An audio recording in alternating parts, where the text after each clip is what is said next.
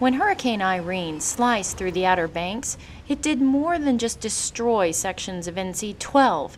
It severed a lifeline for the people that call North Carolina's coast home. Now the North Carolina Department of Transportation has created a new lifeline, one that connects communities not by land, but by water. We've been able to provide an essential link between Hatteras Island and the mainland. They're isolated now, and if it wasn't for the ferry division, they would be on their own. Before Irene's first raindrop fell, NCDOT was ready. Crews moved two 180-foot ferries to Stumpy Point, which is home to the area's emergency ferry route to Rodanthe and Hatteras Island. It was an important step in the department's hurricane preparations that included transferring extra crews to the Outer Banks. Those extra hands and vessels began transporting emergency personnel, goods, and materials within hours of Irene's passing to an area decimated by the storm.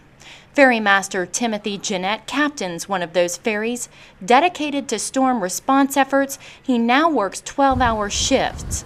Like many crew members, Jeanette lives near the damaged areas and takes the responsibility of reconnecting lives very personally. Well, for me, it's kind of personal because I live on Hatteras Island and I know a lot of these folks that have lost, a bunch of stuff.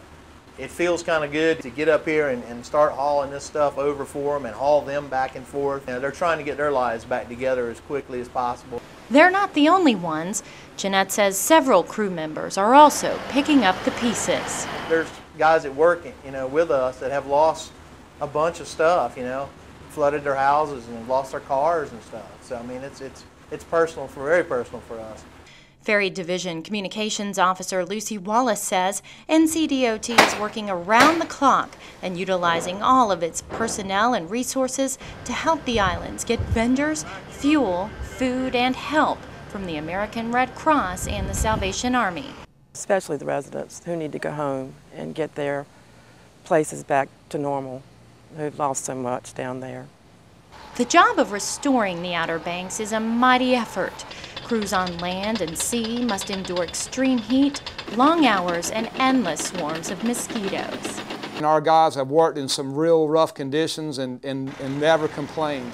They've just been able to go to work and do their job, and when they lay their head on their pillow at night, they can know that they've got the job done. Residents of Hatteras Island, the hardest hit area, are already rebuilding and welcoming back visitors. They won't be alone. Dixon says the ferry division will be with them every step of the way. We will do whatever it takes, as long as it takes, to provide the essential goods and services to Hatteras Island. We're here for the duration. We're here to help the people of Hatteras Island, and we'll be here until the job is done. We're not going to give up on Dare County. We're committed to see this through.